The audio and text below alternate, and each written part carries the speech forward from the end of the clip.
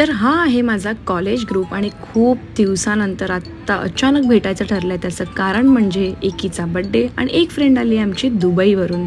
त्यामुळे रात्रीच आम्ही निघालो आहे आणि गप्पा बडबड आणि माझे चुकीचे लिरिक्स ऐकता ऐकता जेवणाची वेळ झाली आहे. मस्त काठियावाडीमध्ये आम्ही जेवलो आहे. काठियावाडी थाली आणि पेट पूजा झाल्यानंतर निघालो आहे पुढच्या जर्नीला.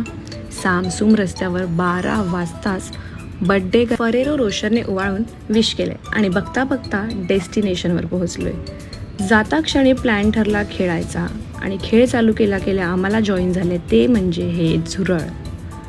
मग काय 5 ग्रामचं ते झुरळ आणि 50 ग्रामचे माझे हे मित्र, ह्यामध्ये वेगळाच गेम चालू झाला आहे आणि अथक प्रयत्नानंतर शेवटी झुरळाने मानली आहे हार आणि अशा प्रकारे झाली आहे सकाळ.